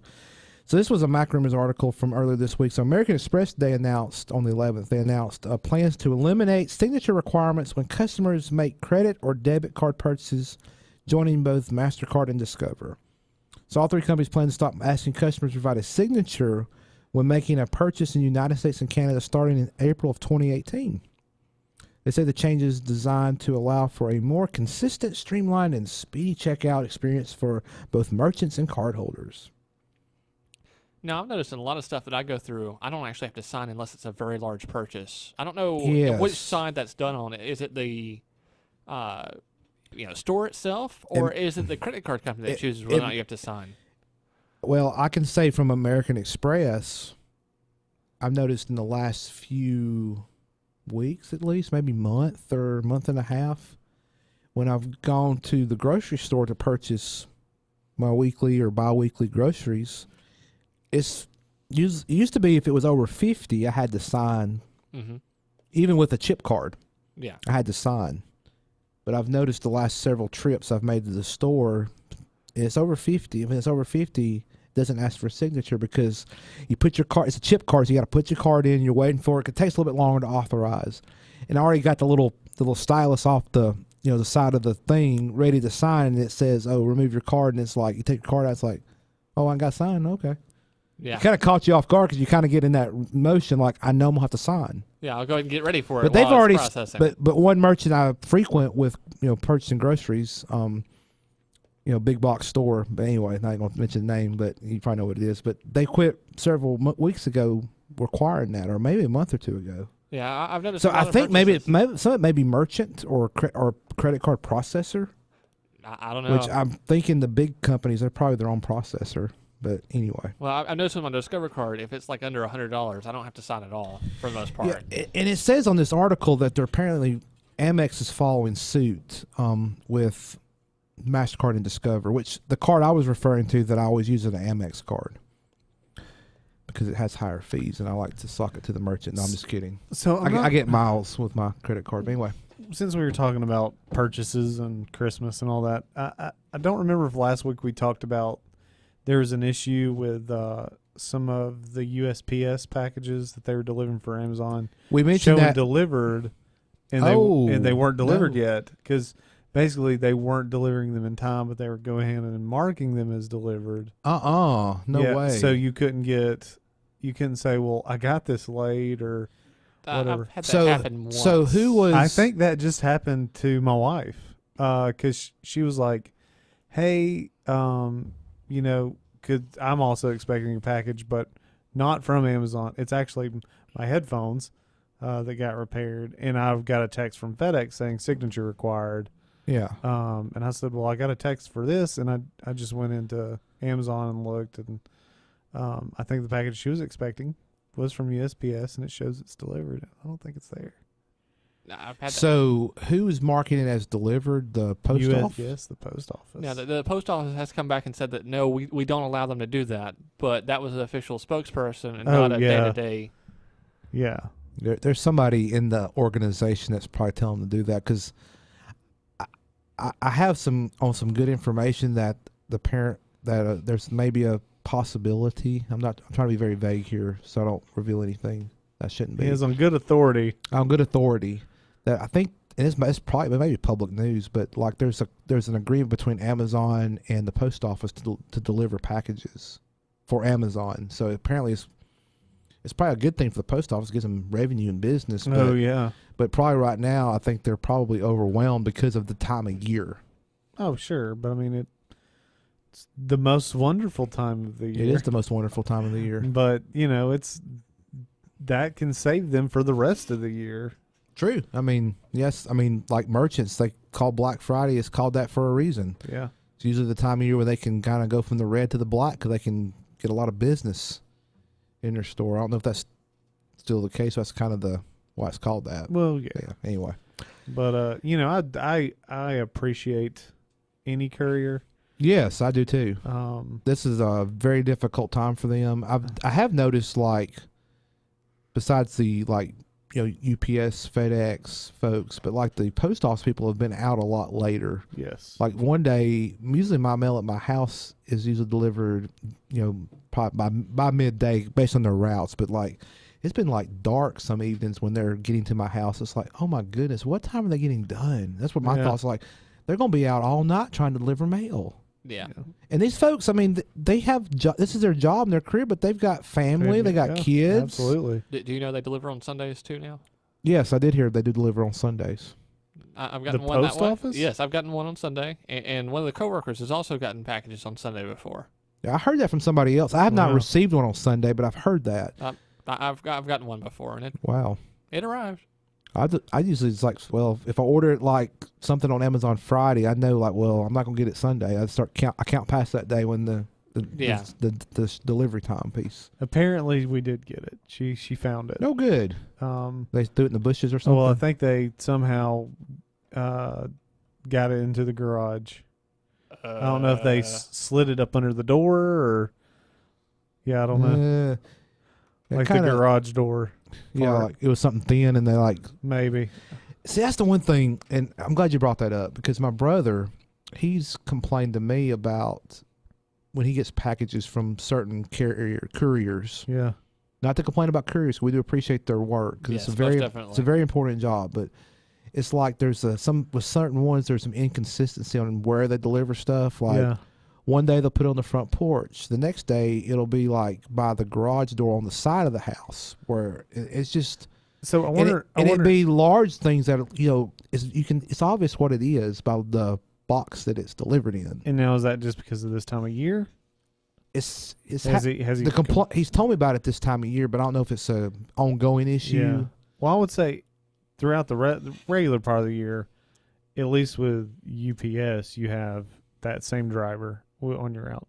This time of the year, they have a lot of extra help, and in neighborhoods, they will even have people that are just stationed in, some type of ATV with a trailer or something. And they bring stuff to them. And they're like, and I'm going to go back to the center and get another load and bring it. And basically they're running miniature routes. Well, Amazon has a quote fixed for this, right? The drone? The drone. No, the Amazon door lock. Oh, yeah. That has been a... Sure, I'm going to let just any old Joe in my house deliver a package. Yeah, it's been a debacle. But they got a video for it, so they can record it inside of your house at any time they want. Yeah, and still everything in it when somebody's not very honest. Jam it. Just jam the signal because it's a wireless camera. Just wear a mask. Or just wear a mask. Don't get me started. Don't get me started. But yeah, so I would say this time of year, at least with... Well, any courier this time of year, like you're going to have extra help. So, of course, it's not going to be in the same spot. Now, regular part of the year, UPS, I would expect in the same place. FedEx, not so much because they have 12 different FedEx services. And there's overlapping routes and drivers. Yes, they are. Because you'll get FedEx Ground and then just like a regular FedEx and then FedEx next day. Like, they're all different drivers. Yeah. You're right. So but UPS is always the same. During the normal part of the year, it is that same at your home person. or business, Yeah. it's always the same person. Yep. And you get to know that, hey, how are you doing? Yeah, you do. You do. And man, I want to tell you, like, especially throughout the regular part of the year, you're like Santa Claus. Like it does. It feels like it's. Ooh, if like I get to see them, it's like, yeah, ooh, it's Christmas. But yeah, sometimes like, and they'll put it in like, just to me, what is like a blatantly obvious spot, but I'll still be like, where? Because I'm expecting it like right at my door, and they'll kind of tuck it somewhere. See, I've never had that problem, but I think it's more due to the design of the house that I'm living in. Like there is no other place to hide it. Just throw it on the front porch and leave. I don't know what their SOPs are in terms of how they're supposed to deliver. They put one on my front porch, like a set of boxes on my front porch swing, and I'm just like, because I'm like, it says packages here, which my swing is. I mean, I got a longer front porch. It's at the other end. I get out and I'm looking, I'm like, I thought they said there was a package that's been delivered, and then I just go out and I'm like, well, let me check the mail, and as I'm coming back in, I'm like, oh, there it is. Well, that's new. Yeah. Wow. So I guess they were just, letting them swing until I got there. They were just taking a break. They were taking a break, enjoying it. That was a hard ride. Yeah, it was on the plane or truck or whatever. All of them probably came across country. It's like, let me have a little breather here for Bruce gets here. Well, it's not break time yet. Oh, is it not? No, we still got like 10 minutes. Oh, wow. Yeah. So, Michael. It's not time for break. Well, I was trying.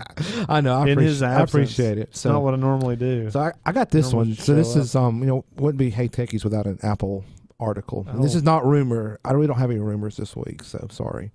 Kind of gotten off the rumor.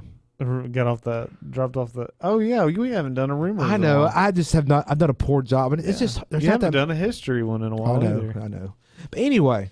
So this article came from MacRumors.com, but it's not a rumor. So Apple's Phil Schiller recently sat down with Dutch magazine Bright.nl, where he covered topics like Face ID and augmented reality, which he discussed several times in interviews over the last few months. But according to Schiller, here's the point of the article.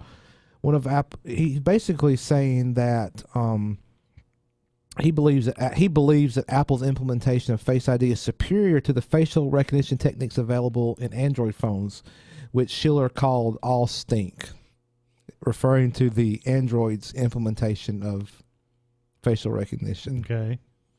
This is the quote.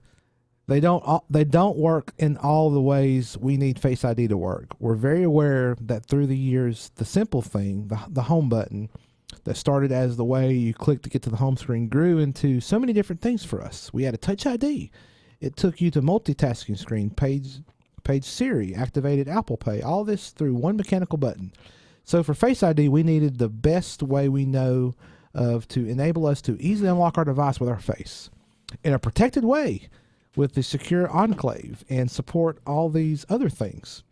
We had to solve all of that. Other things that people have tried haven't been anything like that. Face ID is a very unique implementation.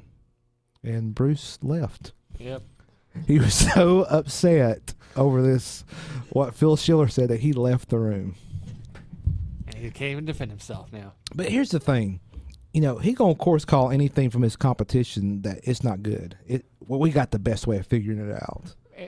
But let me ask you about, because I haven't got to ask you about Face ID, even away from Hey Techies. So what's your thoughts on Apple's facial recognition methodologies compared to Android, or just? To be fair, I've never used any of the facial recognition software. Well, I haven't either. So platform. As far as it goes, from what I understand, the iPhone now has a facial depth sensor or a depth sensor camera built in. Yes. It uses different. It like maps your face with these different points. And it's not a picture. It's more. I forget what it's called. But they can combine that with a picture. Yes. At the same time. It uses both. So yes, it's going to be better than what's natively available on Android. Yeah. The question is, do you trust it enough to unlock your phone with? And is it worth the trade-off of convenience versus security? Yeah, and there's been many instances that have made the news where, like, brothers that are not twins, that are years apart, have been able to unlock each other's devices with Face ID. or times where people have had trouble unlocking their own device with Face ID. Yeah. So personally, I probably wouldn't use it. I'm not a big fan of cameras taking pictures of me. If I have a camera at my house on my computer, stays unplugged unless I need it for something. Yeah. And only then do I plug it back in. Yeah, and a lot of people do that. So just privacy concerns. Yes. Because you never know, software can turn that on and you're not aware. Now on the phone, I don't hide that camera, but most of the time that phone stays in the pocket. Yeah. And I don't really trust outside applications that I don't. Yeah. Right. I mean, you do some personal vetting before. You don't install apps just random, like, ooh, click this link and install this cool app. And I'm sure it works the same way on iOS. They have to request permission to access the camera. Yes. Right? Yes. It would ask for permission. Just, I guess the question becomes, do you trust Apple's algorithm to work and be secure? And the thing with the Face ID, the actual data points, the information that they're storing about your face is stored in a secure enclave, and developers don't have access to the secure enclave. Yeah. So they can use those sensors with their app, like there's APIs for that, but they cannot reproduce it. Yeah, they could make their own little animated emoji app. Yeah. I'm just using that as an example here, but they cannot get what data they've got stored about your face that's in the secure enclave. It's like the fingerprint sensor. So, but at the same time, I can see people using this because it exists. I can see app developers using it for nefarious purposes. Yeah. You have your emoji app, and then the emoji app needs to do targeted advertisements. Right. So, who's the person using this? Oh, I've seen this person on this phone, and this phone. This person knows these people. You very well could be. That's data that could be very valuable to advertisers. Yes. Targeting content to. And then you could also do, facial type recognition on it. Hey, you're smiling.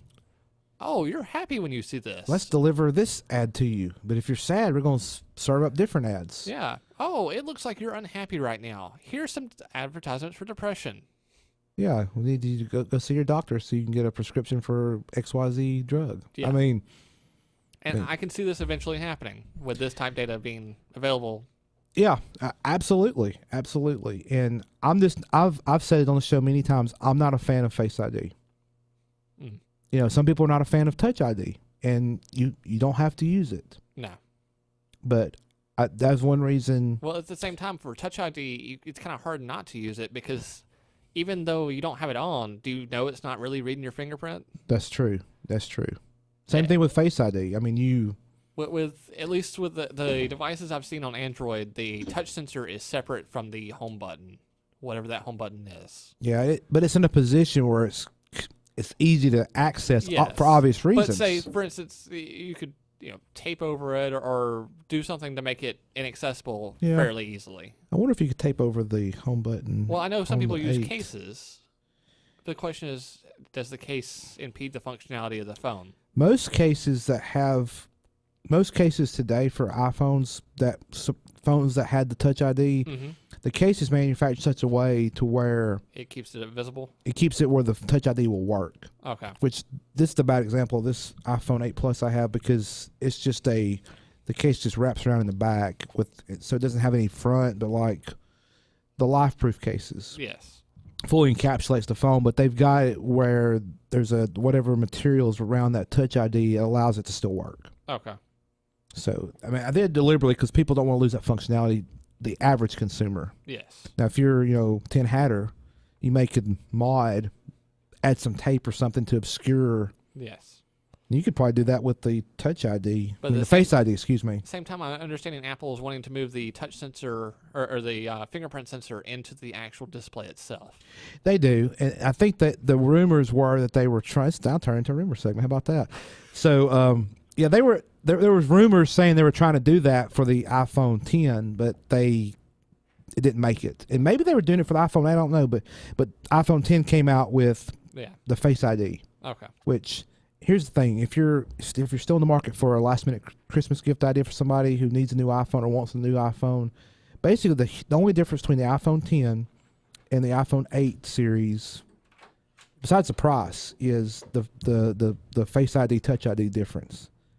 It's the same hardware, same spec hardware. It's the same chip, same memory, except the screen's like edge to edge on the iPhone 10, basically. So the question is, it's the extra gimmick of the Face ID and then the emoji. I say it's not worth it. Yeah. Especially considering it's $1,000 phone. It's a bunch of pull butter. Yeah. Thank you for chiming in, Bruce. Anytime. Welcome back. Yeah. So anyway, it was interesting just to kind of, when I read that article and read the first little bit, I was like, of course he's going to say it's all stink. But I'm sorry, Face ID is a bunch of bull butter too. In my opinion, I just don't think it's ready for prime time. Neither was the Connect, but if it sells, if it gives some reason, a new feature, some reason that you need that new device. It's a new shiny thing. So people will buy it. Unfortunately, I won't. I didn't. I was in the market for a new phone, and I did not get the iPhone 10 because the iPhone 8 Plus was the phone I wanted. So that's the one I bought. I've stayed away from iPhones because I'm already locked in the Android ecosystem. Well, and that's fine. I mean, I'm glad we have Android available because competition is good for business. Yes. Consumers win. It would have been better if Microsoft could have kept their phone alive because that would have made it even better for everybody. But Microsoft was, again, late to the game, unfortunately. And nobody just wanted to develop apps for them. Well, I mean, when you last, you're last. And anyway. Can't get any apps, so you can't get any users. Can't get any users because you don't have any apps. Yes, that whole cycle. Exactly.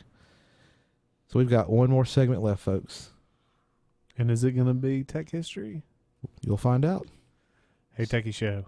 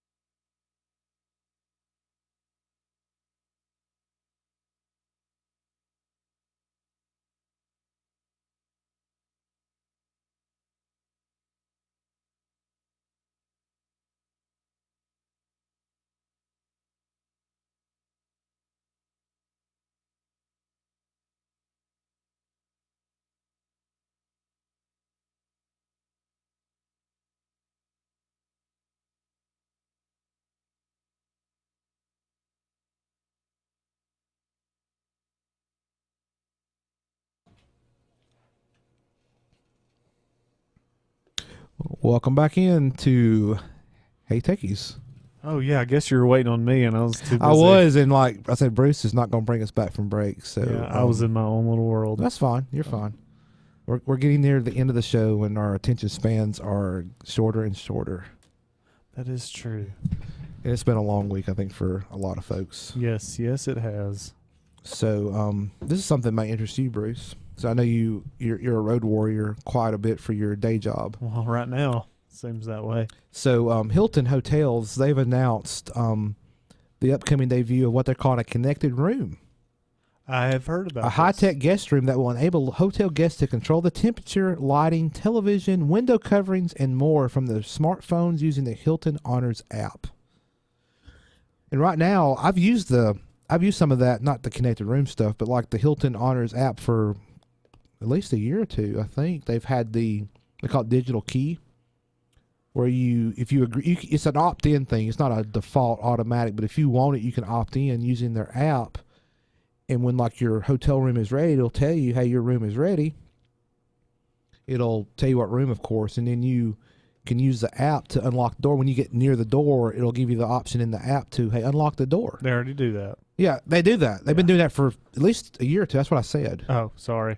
And I think that's pretty cool because I use that quite frequently when I'm at a Hilton property that supports it. Not all of them support it yet. So does that use Bluetooth or Wi-Fi? I think it's using Wi-Fi because I can be, depending on the hotel. There was one hotel in, I won't say where, but like I'd get off the elevator and my room was just a few doors down from the elevator. When I got off the elevator, if I had the app open, when I got out into the elevator lobby, it gave me the option to unlock.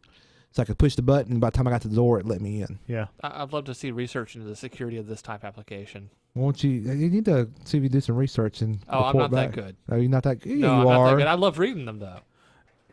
But I think that's cool. But back to this article. So guests will be able to personalize their rooms using technology that loads popular streaming media and other accounts to their in-room TVs. Eventually, guests will also be able to use voice commands to access content and upload artwork and photos to display in their rooms. So I guess it's on the TV in the room. In Hilton, like I just mentioned, they already allow guests to use the Hilton Honors app to check in to their rooms and open their doors using their smartphones. But the connected room expansion, additional in-room controls will be available. I will say this. Marriott, not all, again, this isn't all, but Marriott properties, I know they have Netflix. I don't know what else they have, but they'll let you sign in, and once you check out of the room, kind of purges that. It purges all your information. I think I've been at a Marriott that did that, and that's really nice. And I mostly stay at Hilton's right now, and I wish they had that. Yeah, maybe they'll kind of get caught up with that, because part of it too is you have some Hiltons that will do where they have a head-in system and they've got digital TV and they have their own channel packages. Some of them just have direct TV boxes. Some of them have, it's just a hodgepodge of, and you never know what to expect where you're at. And I'm just, which, if it's direct TV, I'm fine with because I know the channel numbers. Yeah, I've noticed that too. And this is not, hey, Hotel Weekly or show, but but it would be nice if there was some consistency across. Yeah, I think Marriott does a better consistency in that regard. Yes, but in terms I'm of not going to watch your TV. I'm just going to. But I will say with the Hilton Honors app, it's super easy to book hotel rooms on it because I've actually used the app, and I'm not a person who uses apps a lot for that type of stuff. I want to do it on a full blown browser on a computer. Yeah, but it's really easy on the app. But then, well, like with the Hilton, most properties, when you go to, you can check in like up to 24 hours ahead. It'll send you a push saying, hey, you can check in now. Yes. But when you check in, you have the option to choose your room. Yep. And I don't think there's any other hotel chain, major one, that allows you to do that. And that's nice because, I don't know. But depending on where I'm staying, sometimes it don't matter. But sometimes, like, hey, I'd like a view this direction because of maybe the city skyline I'm staying, or I want to be away from the freeway and be pointed the other way. Or sometimes for me, it's like I want to be close to the workout room, so I don't have far to go when I'm done. I work out, but I don't want to walk back and forth. Don't get your exercise while you're working out. That's right. So, but I thought that was interesting that they're going to kind of expand on their what they already offer and do more room controls within the app. Yeah, and I'll say a lot of times too, I will put myself at on the first floor near an exit where I can just walk out whenever I'm done in the morning. Yeah. And my car's right there at that side, that side door, that back door. Or you can use like the Google satellite views, Google Maps to see, okay, does the parking lot wrap around to that side? So, well, inside the app, it'll let you see the floor plan. Well, I mean, you can see the exit, but is there a parking lot there? Is there like parking? I don't remember. A lot of these I visit the same one, so I just know. I go kind of OCD when I'm picking a room, so I get kind of particular about that. But anyway, that's just me. But yeah, and I haven't decided yet whether I like low floor or high floor. Yeah, I like the higher floor, especially the top floor, because there's nobody above you to where they move. Depending on how the building was constructed. Yes, I agree with that. There's only been one place and it was a Hilton property, only one place that I was like, oh wow, I can actually hear somebody above me, and I could see why you'd want to be top floor here. Yeah, because I was like, that's kind of thin. Either that or that person has got lead boots on. They may have or both. Yeah. So anyway, I thought that was interesting about the connected room stuff. Kind of give you more. It will be interesting. make it feel more at home. And now you've got like smart devices, which I know, Ted, we were going to talk about that. We only have like 8 minutes. So that's fine. You're going to have to come back on the show and talk about this Internet of Things stuff because it fascinates me. And I think you're like the local expert. Oh, I can tell you all the ways I've broken it. Well, I want to do that. I don't think we can do it justice in like 7 minutes. Or it has broken on me. Yeah, we need to bring you back because I want to definitely. I will say it'll be nice if they have that if I could just from my phone say turn off the lamp, because sometimes they'll turn on the furthest lamp away from you, like housekeeping will. Yeah, and you come in, you don't think about it until you're already comfy in bed, and you're like, oh crap. And then where's the light switch on the lamp? At the bottom. It's and they do that to kind of create that atmosphere to come in welcoming. Yeah, no, turn all the lights off. Draw the blinds. Like that's exactly what I'm going to do when I get in there. Yeah. Blackout. Yes, blackout. I'm going to bed now. Make it dark in here. Except for that one light switch. Whenever you first come in, should have a light, like a lit one. So nightlight. Yeah, a nightlight built in, so you can see. Oh, there's the light switch. So turn on. Hey, I can see where I need to go. Hilton Hotels. Are you listening to the show? I hope you are. Just all hotels in general. Like I don't need atmosphere. I don't need it. I need utility. I need it to be dark, and at the right temperature, and no bugs. Yeah, no bugs. Oh sure. No, that's one thing I draw the line is it's got to be clean. Yeah, not bug related, but I'll tell you offline funny story that happened. So let's move on here. I know Bruce is all on this. So do you remember the poke feature in Facebook? Yes, when I admit I had a Facebook at one point. Got rid of it years ago, though. Yeah, so apparently it never went away.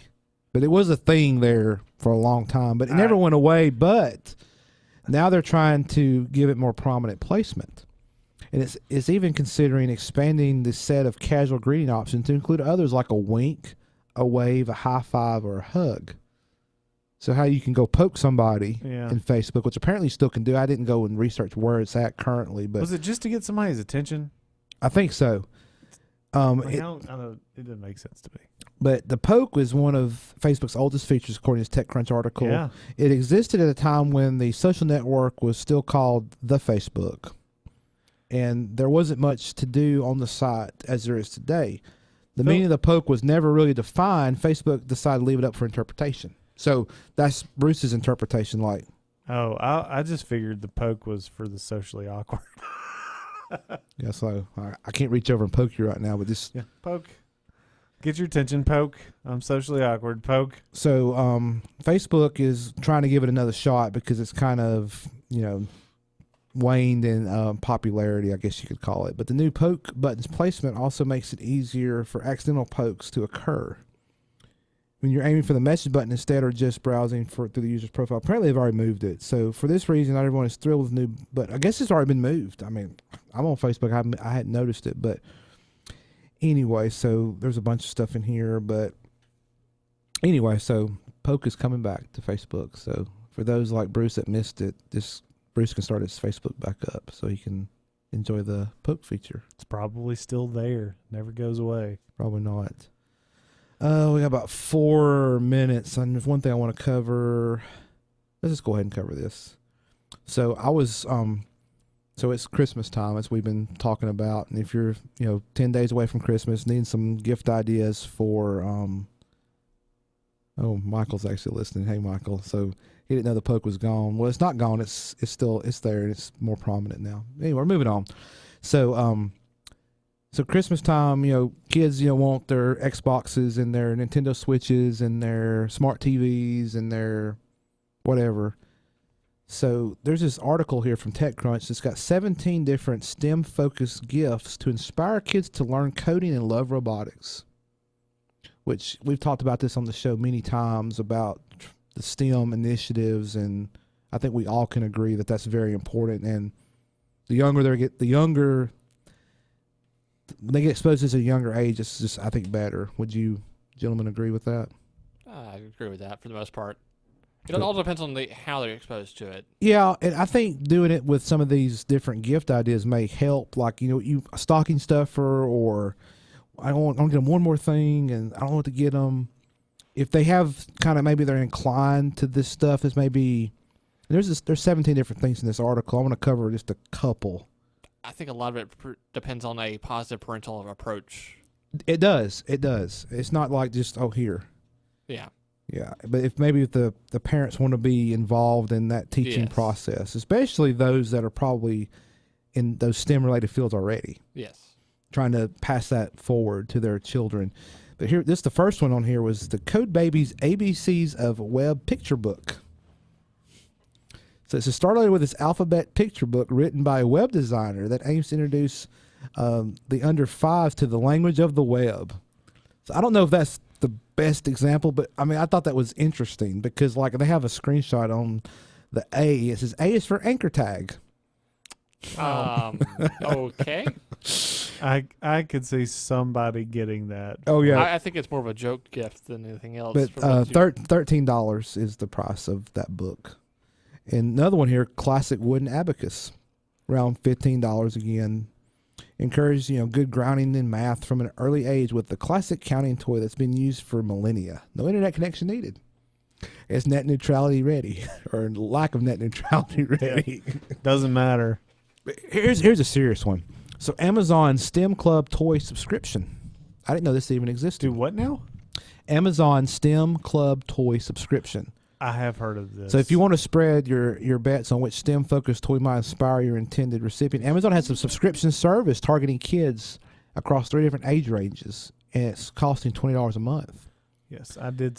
Somebody told me about this, or I saw. Yeah, so you can sign up for a single month if you want to do a gift, or you can do the subscription through auto renew. So it depends on if you want to do the gift that keeps on giving, or just do a one time. Do they have any examples of what might come in? With Not these? on this article, but we can look offline. We've got like a minute left, but we'll put the link to this TechCrunch article in the show notes. There's a bunch of other gift ideas, but Michael, it's like the Jelly of the Month Club, but better. It's STEM related. But there's the age range is 3 to 4, 5 to 7, and 8 to 13. So you got the very young, kind of the middle, and then you got the preteen, tween age. So I'm actually considering maybe doing one of these for my nephews to get them exposed to STEM, and if they like it, I may just sign them up for a subscription. At least for a few months, just to see if. Yeah, to see if they like it. Or just maybe buy them one and then see if they really like it before you just keep on. Yeah. Cause I hate to buy them something and they don't use it. That just it's like I'd rather something they enjoy, and they can use all year or whatever. But something more like a video game, which I don't have a problem with video games. They're depending on the game. Most of them are limited. It's how long they're good for. Yeah, it is. It is. Man, we are at the end of the show. We have 10 seconds left. So. But Ted, I was trying to find out about the thing. Yeah. Let's say, Ted, thank you so much again for joining us. We really appreciate it. No problem. It's been fun. And we'll have to have you back very soon rather than very later, because I do want to talk about the Internet of Things stuff later, the connected home stuff at length. So we'll definitely have you back. And folks, from all of us to all of you, have a wonderful evening.